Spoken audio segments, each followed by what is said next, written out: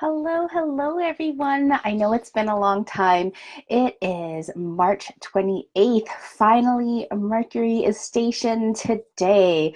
Man, I don't know about you, but the last week has been a little bit rough. Not necessarily nothing really bad happened, but I think just for me, the way I work is like I get so worked up and I keep on pushing and pushing and pushing. And then I just shut down. Like I don't give myself enough breaks. I have to learn how to take more regular breaks, and I'm working so hard so that I don't just shut down and like disappear for a couple of days. So I'm sorry I haven't been here for you guys and to inspire you. But today I really wanted to talk about Mercury retrograde. We're at the end of this season, of this first season. We have 3 retrogrades a year. The next one's not going to be until July, but as you know, Mercury is still in Pisces, the compassionate, intuitive, watery sign that loves to feel its way through things, and the planet of your mind, Mercury, and your thoughts and your intellects. It's not going to really see any great progress of like clarity of thinking for a few more weeks, all right? So even though Mercury has stopped going backwards, what lessons have you learned with your feelings about what you're doing in your business, how you're approaching things, how you're planning things? Is fear still holding you back, or are you really moving from your place of your heart? That's what this past Mercury retrograde season was here to teach us, right? And if you haven't learned those lessons, Mercury doesn't catch up to the space that it lost until so I forgot the data rate, but I have it in one of those posts, until like the second week of April. I think it's not until like the new moon of April where Mercury finally gets to the place that it lost, and then it's now progressing again, right? So you still have a couple of weeks where things are going to just feel really murky for you, right? But now we also have on the 26th, 2 days ago, the planets of love and desire and just like our self-worth, what we value in life, moved into Pisces.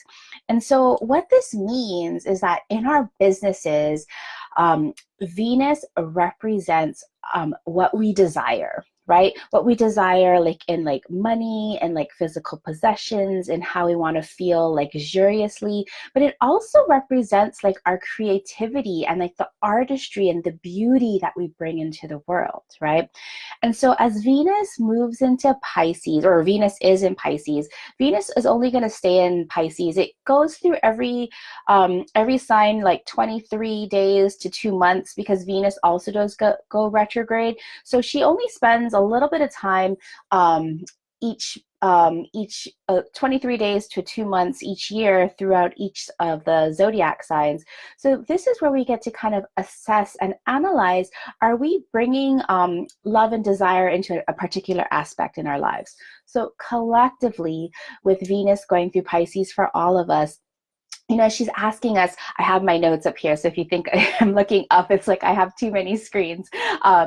She's really asking us about where we need to pay attention to what we value and like to spend money on in our businesses, right? Because we all have a set amount of money to spend, and we should prioritize where we spend, where it's going to make us feel the best and add the most meaning in our lives. So maybe for you with Venus, maybe Venus is in your second house, or you really value like a beautiful workspace.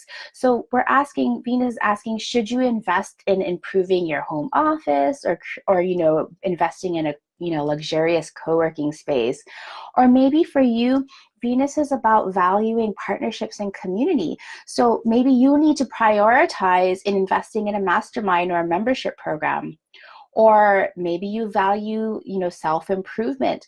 Would you want to hire a coach? So wherever you have this value, I put up a post in Instagram and in the Savvy Luminary about Pisces, Venus in Pisces. You can kind of read through that and see where the different, where Venus is asking you what your values are. And now, this is different for everyone, right? There's no right or wrong, but we need to know ourselves to know what we value, so we can prioritize where we want to spend money, and then not feel guilty about spending money there, but actually feeling really great about investing money there, so that we feel great about ourselves and our business, right? So look at where Venus falls in your chart and look at how Pisces is activating that, right? So with Pisces, like, just collectively again, Venus in Pisces, she's wanting us to explore what we love and desire in terms of creativity and artistry and spiritual connection to the work we do, right? So questions to ask yourself in your business and your brand is, what do you love to create? And are you able to clearly communicate and define what you create? Right? And how you create it in the most beautiful way. Again, beauty has such a wide definition. It means different things to different people. So what does beauty mean to you?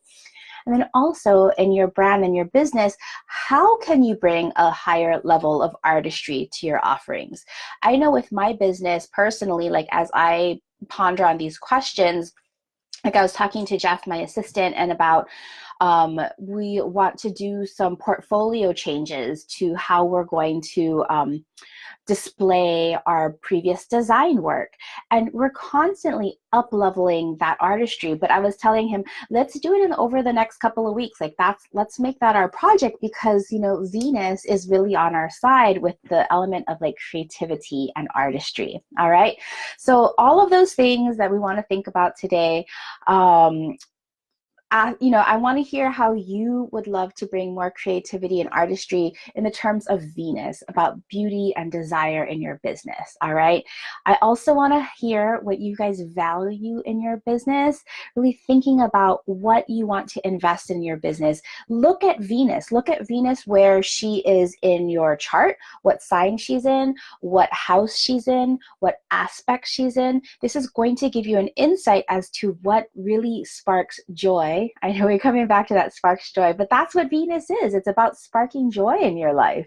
So where do you want to spark joy in your business, and how can you up all of that creativity and artistry?